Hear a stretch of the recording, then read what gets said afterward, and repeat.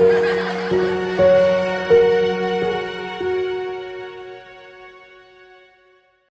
guys, Eric here in the school garden. Welcome back to our channel. We are in zone 8, I believe 8A. I normally have said 8B, but according to the 2023 map, zoning map, we are 8A. So we're 8A, and we are in the middle of June with a bunch of different wasps attacking me. Well, not attacking me, but flying around. And this is our garden. We are in partnership with our local school system, where we provide our gardening education to youth of all ages, and we help to take care of these school gardens that we help build. And you are here on our channel once again, watching a garden tour, going through the garden, seeing what's new and seeing what we're going to add in and take out. Before we get into today's video, make sure to like this video, subscribe, comment, share, and don't forget to click the notification bell to be notified when we drop new videos, which is every single week. All right, starting here, as you can see, the squash. These are the lemon squash. They have become very wilted. I haven't been here in a week, and so a lot of the plants haven't done well, but we have a lot of different pollinators and friendly friends in the garden, like this dragonfly here. And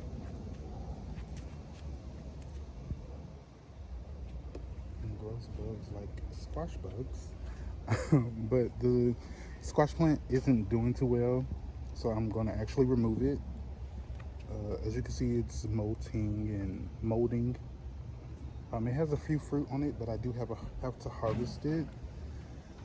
The peppers are doing okay. I wish we could have had a better season for peppers, but the Jimmy Nardello, they're doing okay. They are pushing out fruit. They have more than 3 fruit on them. The sweet banana peppers are doing okay. I just wish the peppers had a bigger assortment of flowers and stuff. It was a trial trying to get them to actually flourish in this spot. They finally got over that hump and are putting out a lot of flowers, as you can see. But we're almost in August and the summer's nearly over. So, you know, you win some, you lose some. But I am happy with what we have so far with the peppers. I'm thinking that next year we're going to increase the fabric containers that we have. We have 10, 5 on each side. They have tomatoes, beans, lima beans, and 1 squash seedling in them. They are doing so good. They've done so much better than the raised beds this year. So I'm thinking we are going to add more of them to the garden and probably put them along the edge of this area where you see the terracotta planters there. Put them there, or add them to the surrounding areas of the raised beds over there. Not sure yet, but I do want to add more of the fabric containers, because look at the plants. The tomatoes we haven't dealt with that much disease with them. We haven't dealt with any hornworms as of yet.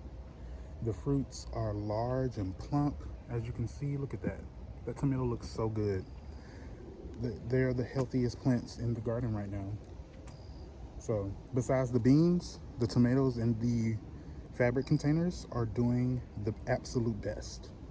So it's like no guess as to adding extra fabric containers. And I'm hoping that next year, with growing the peppers in the fabric containers, we will get an even larger harvest. And coming to my favorite area in the garden,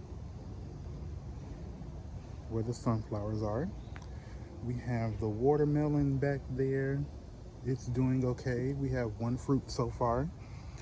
I'm sure we're gonna get more. That's the 1 fruit that we have. hoping that it gets larger, and I'm hoping that the vines put on more fruit as they extend. I do need to water them again. We just watered everything. And we have basil and a pepper in this container with these perennial flowers. Zinnias. We have cosmos and an eggplant with the same variety of perennial flowers. We have our zinnias right here, which are so lovely. And then we have our sunflowers. Now, some of them are still getting larger, still putting on their heads. And then we have our okra here, which I do need to harvest. Some of them are starting to grow the fruit. But I want to get as close as possible without getting stung by any bee or wasp. And you can see some of the sunflowers have opened up their heads.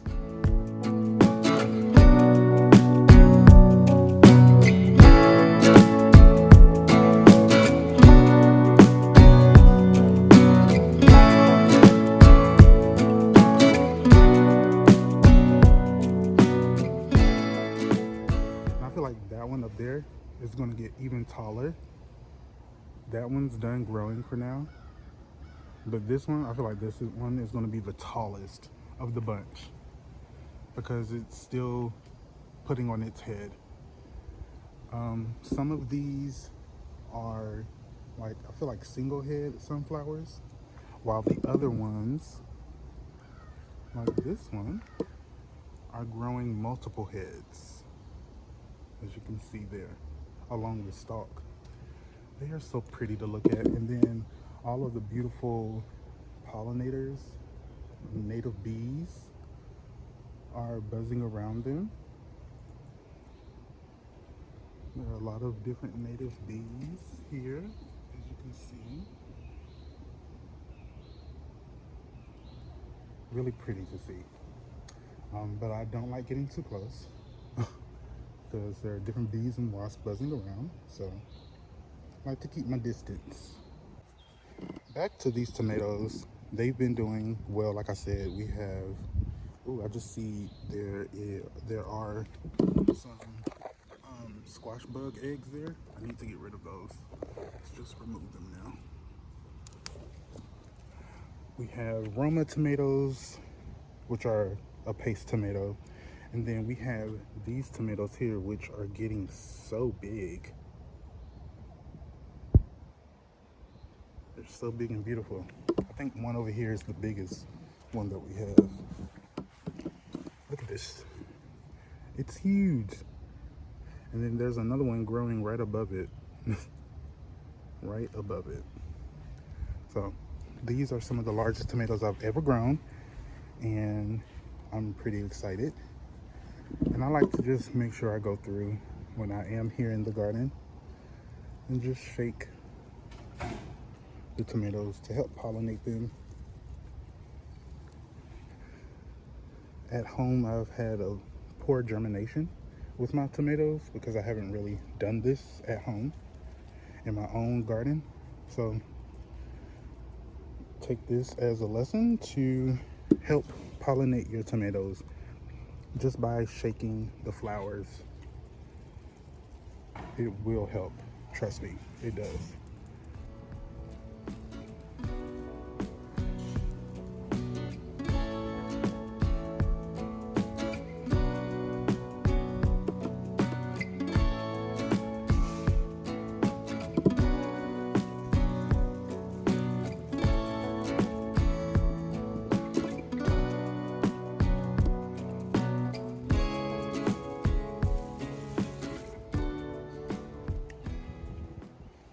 We're gonna move over here. We have these kitchen king, no, these are asparagus beans. I haven't grown these in about 2-3 years, so I'm glad that the seeds germinated and are doing well. I'm gonna let these 2 pairs of beans get larger well, bean pods get larger, so I can save seed.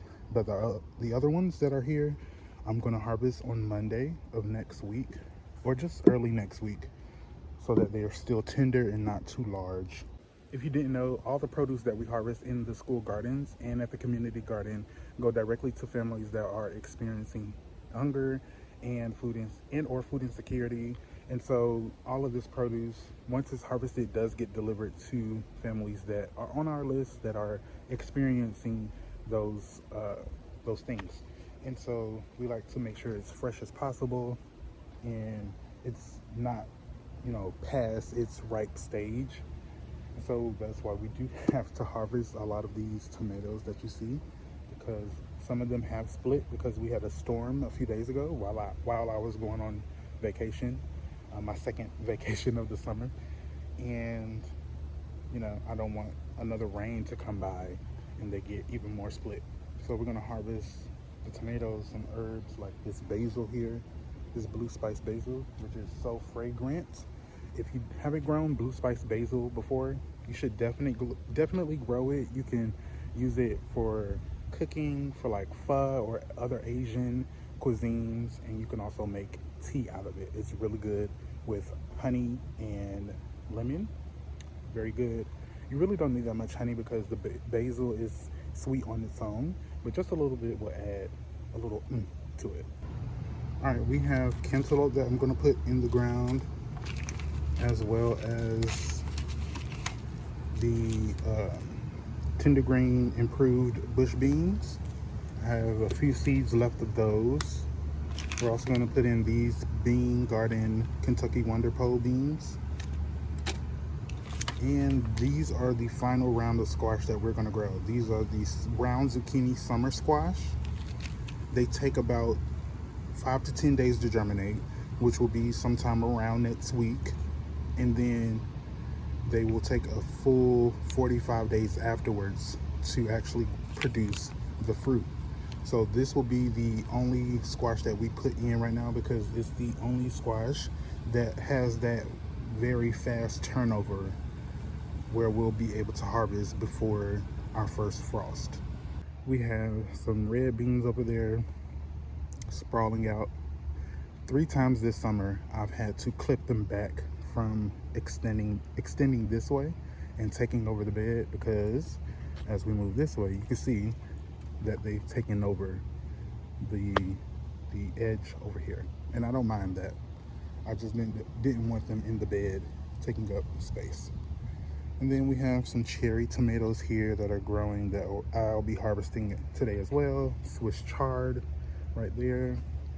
This cucumber that I do need to harvest before it gets larger than it already is. We have a pepper in here.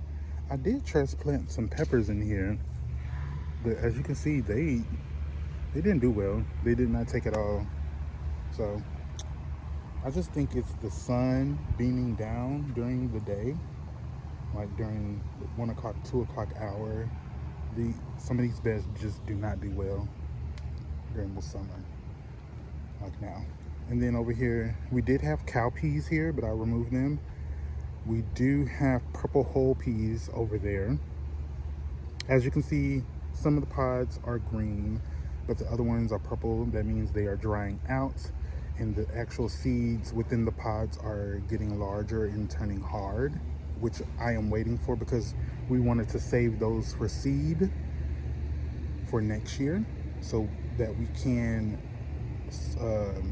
have a larger harvest, meaning we'll be able to give those out to more families. We have some tomatoes, lemon squash, a cucumber over there that has gone past its ripeness. I'm just going to leave it there and probably let it decompose in place so we can have cucumbers for next year. Cosmo, I forgot the name of that Cosmo. It's an orange variety. And we do have our gray zucchini. It's not doing too good, but it is putting on new fruit. So I'm gonna leave it and be hopeful that we'll get like a new flush of fruit. Not sure. We'll see how that goes. And yeah, I'm gonna remove some of this stuff out of here after I harvest. And we're gonna put some beans and our final round of squash. I know probably in our last video I said that that was gonna be our last round of squash, but we have 2 more months where we can get like a quick round of squash, and I'm going to show you the variety of squash that we're going to grow. That's today's video, guys. We hope you enjoyed this quick little tour of the garden to see the updates that we've had since the last time we've been in the garden. Make sure to subscribe to our channel and like this video and watch all of the other videos that we have for you to watch. Make sure to follow us on our socials. We can be found on Facebook and Instagram at EVLLCINC and on TikTok at Project Grape. Make sure to check out the link to our merch store down below in the description box and find out other ways for you to either participate in our programming if you are in the Atlanta area, or to, you know, support us other ways. But you can find that out in the description box. And until the next video, we will see you all later in the garden. Bye.